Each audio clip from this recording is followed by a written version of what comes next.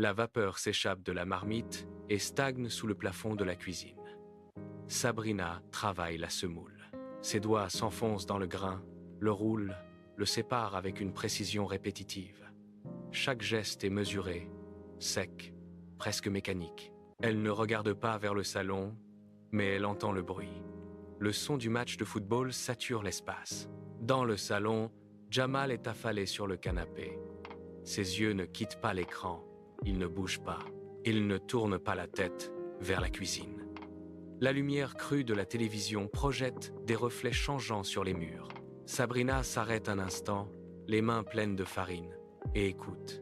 Le silence pèse, seulement interrompu par les cris des commentateurs. Elle reprend son travail, plus vite, ses articulations se tendent.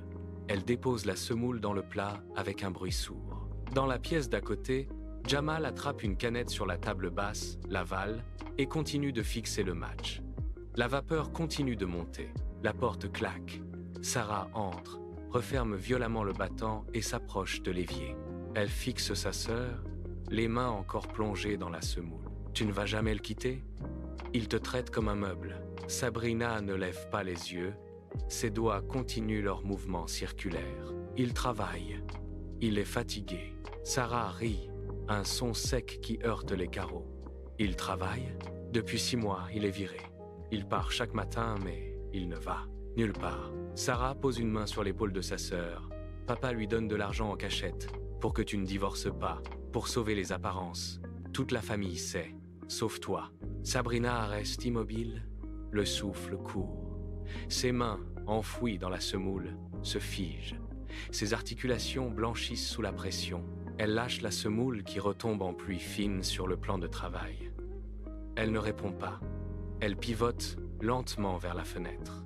Ses yeux se fixent sur le bocal de piment fort posé près du rebord. Elle s'en saisit. Le couvercle tourne avec un grincement métallique. Elle plonge ses doigts dans le bocal, en extrait une poignée généreuse. Elle commence à émietter les piments directement au-dessus de la sauce onctueuse. Ses doigts les broient avec une violence contenue. Les fragments rouges se mélangent à la sauce, disparaissant dans la texture épaisse. Sarah recule d'un pas. Sabrina ne tremble pas. Elle mélange le tout avec une cuillère en bois. Ses mouvements sont lents, calculés, presque rituels. Elle racle les bords du plat. Aujourd'hui, il y aura un peu plus de piquant. Elle saisit le plat à 2 mains, le soulève et se dirige vers la table. Jamal ne quitte pas l'écran des yeux. Il plonge sa main dans le pain, attrape une poignée de semoule et l'avale d'un trait. 1 seconde plus tard, il se fige. Son visage vire au cramoisi. Il se lève brusquement, renversant sa chaise dans un fracas métallique. Il porte les mains à sa gorge, cherchant désespérément de l'air. « C'est du poison !» hurle-t-il, les yeux larmoyants, la voix étranglée. Il cherche de l'eau, renverse un verre sur la table, mais Sabrina ne bouge pas.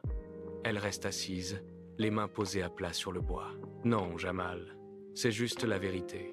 Ça brûle, hein ?» Il tente de répondre, mais seul un râle étouffé sort de ses lèvres. Il s'effondre contre le buffet, les poumons en feu. Sabrina se lève avec une lenteur calculée. Elle observe ses spasmes. « Tu as passé 6 mois à mentir, à jouer la comédie pour sauver ton confort. Papa payait pour ton silence. » Sabrina le domine, impassible, le regard froid planté dans le sien. La vérité a un goût amer, n'est-ce pas? Sabrina se détourne de lui. Elle s'approche du buffet. Ses doigts se referment sur la anse de son sac à main. Elle le soulève d'un geste sec. Elle ne jette pas un seul regard en arrière vers l'homme qui se tord encore contre le buffet. Elle marche vers la porte d'entrée. Ses pas sont réguliers, fermes. Elle saisit la poignée. Le métal est froid sous sa paume. Elle tire la porte. L'air frais du soir s'engouffre dans le couloir. Elle franchit le seuil. La porte se referme derrière elle avec un claquement sourd et définitif. Dans le salon, le match de football continue de hurler sur l'écran. Mais dans la cuisine, le vacarme s'estompe. Il ne reste que le bruit saccadé des quintes de toux de Jamal. La maison est désormais silencieuse. Sabrina est partie. Il ne reste que le silence, lourd, immobile, et l'homme seul face à sa propre agonie.